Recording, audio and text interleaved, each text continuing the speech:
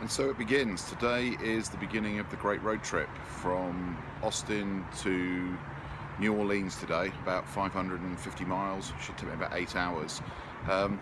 Never driven across this part of the world before, so really looking forward to it. We'll see if we can find something interesting to do along the way. But before we go, after a few beers last night, I need a good breakfast in me before we go, so meeting up with an old friend at Magnolia Cafe here in Austin. If you're visiting Austin, Magnolia Cafe is a great place to come. It's open 24 hours a day, great food, very, very reasonable prices. So, time to get some breakfast.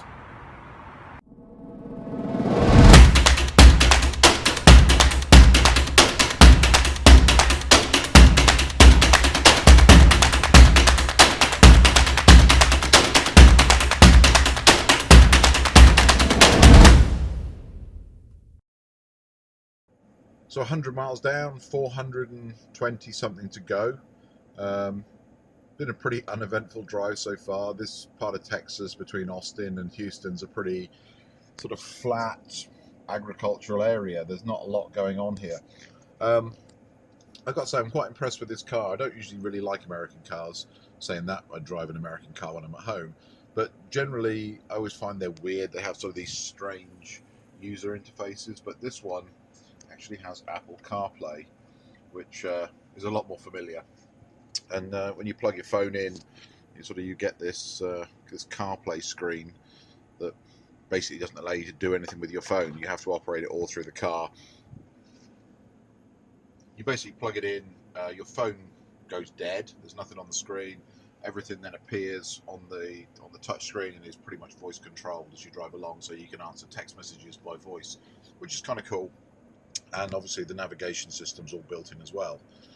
So let's have a look and see. We've got 399 miles to go, about 6 hours and 40 of driving left to go. Obviously that doesn't include brakes. I need a brake in that time. So time to get on the road, get past Houston and then get across the Louisiana border, heading towards Baton Rouge.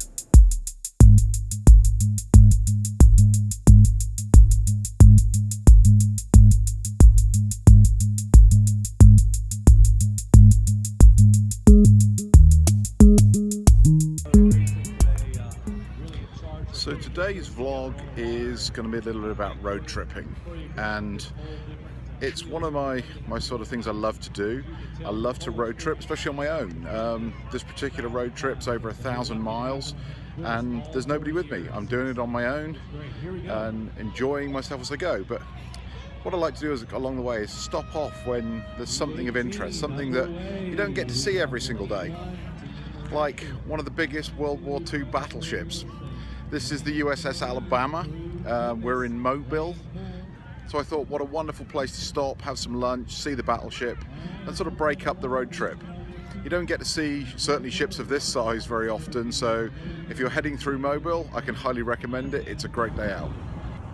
So not only do you get to watch and wander around the battleship, today there's a dragon boat festival going on in the harbour.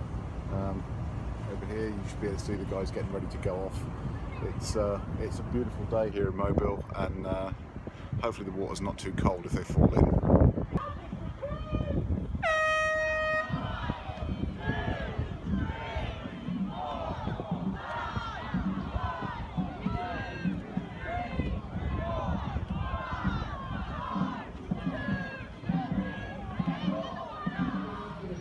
So for those of you that have seen the Steven Seagal film, I believe it's called Under Siege, this is one of the sister ships of the ship that was in that particular movie. I'm not sure I'd want to be on the receiving end of one of those guns. The shells that they fire weigh roughly about as much as a family car, but obviously produce a much bigger explosion when they land. So not only did I have a great day wandering around the USS Alabama, but right next door is this wonderful aircraft exhibit with all the sort of carrier-borne aircraft. Just seen through the F-15, the F-18. There's Tom Cruise's plane, the F-14 behind me. But generally, great day out and a great place to stop for lunch. So if you're ever in the Mobil area, can highly recommend it. Just remember, when it's 100 degrees outside, on board a battleship with no air conditioning, it's a hell of a lot warmer.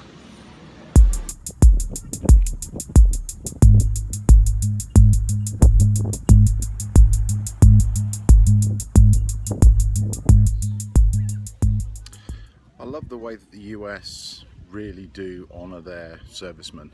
You know, there's something to be said for places like this where it's not just about showing off a big ship in the background, or a large bomber like the B-52 over here, but really it's about memorials like this. Memorials to those that have fallen in service to their country. And this is something that Britain's only really got to grips with in the last few years with the National Memorial Arboretum. But everywhere you go in the US, there are places like this where people can come and pay their respects and just remember that there were people that gave their lives for their countries. And I'm glad to see that Britain's finally getting to grips with it, but it's something that we should have done a long time ago.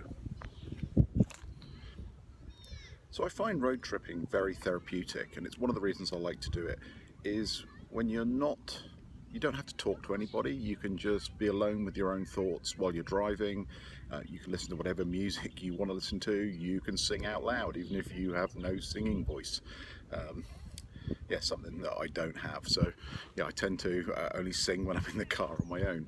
But I find that it only really works if you get off the interstate highways. If you just travel along the highways, you're going to have a pretty boring journey. But yesterday, driving through the bayou, it was just fantastic, seeing a bit of rural America. It's very, very different from where I live and the kind of things I see every single day. And then occasionally you get to come to somewhere like this, which is absolutely just an incredible way to show people history. So one of the things I'd like from you guys is for you to give me some feedback on these vlogs. Feel free to comment below. But tell me what you'd like to see. As you can see, I get to travel quite a bit. There we go, we're just walking underneath the bottom of a B-52 bomber. I get to travel quite a bit, I get to see a lot of things. I'd actually love to do some collaborative video and work with some other YouTubers. So let me know what you think. If there's something you want to see, something you want to do, something you think we could do together, then please comment below and we'll see what we can make happen. So that's my break over. The next step, I've got about another 160 miles to go till I get to my overnight rest stop in a place called Panama City Beach. So hopefully if we can get there in time, we might even get a swim in the ocean this evening. So better get going.